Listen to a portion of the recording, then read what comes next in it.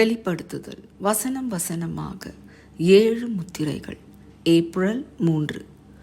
உலகம் முழுவதும் பூமியின் ராஜாக்களும் பெரியோர்களும் ஐஸ்வர்யவான்களும் சேனை தலைவர்களும் பலவான்களும் அடிமைகள் யாவரும் சுயாதீனர் யாவரும் பர்வதங்களின் குகைகளிலும் கண்மலைகளிலும் ஒளிந்து கொண்டு பர்வதங்களையும் கண்மலைகளையும் நோக்கி, நீங்கள் எங்கள் மேல் விழுந்து சிங்காசனத்தின் மேல் வீற்றிருக்கிறவருடைய முகத்திற்கும் ஆட்டுக்குட்டியானவருடைய கோபத்திற்கும் எங்களை மறைத்து கொள்ளுங்கள் என்றார்கள்.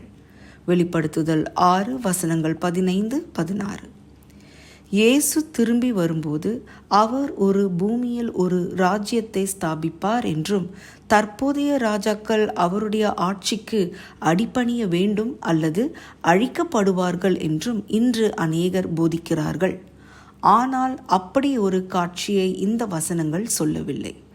உயிரோடு இருக்கிற ஒவ்வொருவரும் காணக்கூடிய அவரது வருகையின் பிரசன்னத்தால் இந்த உலகத்தின் அனைத்து ராஜ்யங்களும் அழிக்கப்படும்.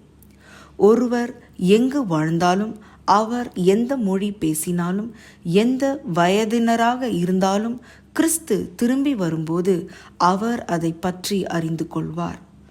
இதோ மேகங்களுடனே வருகிறார், கண்கள் யாவும் அவரை காணும், பூமியின் கோத்திரங்கள் எல்லோரும் அவரை பார்த்து புலம்புவார்கள். வெளிப்படுத்துதல் 1 வசனம் 7. கிறிஸ்துவின் இரக்கத்தையும் அழைப்பையும் அன்பையும் அலட்சிப்படுத்திய அனைவரும் தங்கள் செய்கைக்கு தக்கதை அனுபவிப்பார்கள். வருத்தம் என்னவென்றால், பணக்காரர், ஏழைகள், எஜமான்கள், வேலைக்காரர்கள், உலக ஞானிகள், பிரபலங்கள் என அனைத்து தரப்பு மக்களும் தங்கள் சிருஷ்டிகருக்கு எதிராக தீர்மானம் செய்வதை காண்கிறோம். அதன் விளைவாக அவர்கள் அனைவரும் அவரிடம் செல்லுவதை விட சாக ஆயத்தமாக இருக்கிறார்கள். ஏன்? நான் கூப்பிட்டும் நீங்கள் கேட்க மாட்டோம் என்றீர்கள்.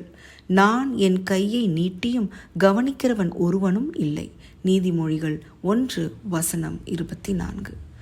நம் தேவன் எல்லோரும் மனம் திரும்ப வேண்டும் என்று 2 பேதுரு 3 வசனம் 9. தாம் செய்யக்கூடியதை எல்லாம் செய்திருக்கிறார். நம் இரட்சகர் தாம் சிலுவையில் பலியான போது, பிதாவே இவர்களுக்கு மன்னியும், தாங்கள் செய்கிறது இன்னதென்று அறியாதிருக்கிறார்களே என்று சொன்னார். லூக்கா 23 வசனம் 34. தேவன் யார்? அவர் ஒவ்வொரு மனிதனுக்கும் என்ன செய்தார் என்பது மறக்க முடியாத ஓர் உண்மை. நித்திய ஜீவனாகிய அவரது ஈவை ஏற்றுக்கொள்ளாத ஒவ்வொருவரும் தாங்கள் எப்படிப்பட்ட பாக்கியத்தை இழந்தோம் என்பதை அறிந்து கொள்வார்கள். அது அவர்களால் தாங்க முடியாத பாரமாக இருக்கும். இந்த வேளையில் நமது வழக்கறிஞராக கிறிஸ்து நம் ஒவ்வொருவருக்காகவும் பரிந்து பேசிக் கொண்டிருக்கிறார். மனம் திரும்புவதற்கு உங்களுக்கு எல்லா வாய்ப்பையும் தருகிறார். நித்திய ஜீவனின் தேவுகோள்களை வைத்திருப்பவரிடமிருந்து ஜீவனை வேண்டாம் என மறுத்தவர்களுக்கு என்னத்தான் மிச்சம் இருக்கிறது? கருணையுள்ள மீட்பரே, உம்முடைய சலுகையை நான் ஒருபோதும் மறுக்கக்கூடாது, ஒருபோதும் நிராகரிக்கக்கூடாது. உமது முகத்தை பார்க்க விரும்புகிறவர்களில் நானும் காணப்பட உதவி செய்யும். அதிக ஆராய்ச்சிக்கு ஏசாயா 2 வசனங்கள் 19-21, ஓசியா 10 வசனம் 8, மத்தேயு 23 வசனம் 37. ஆமேன்.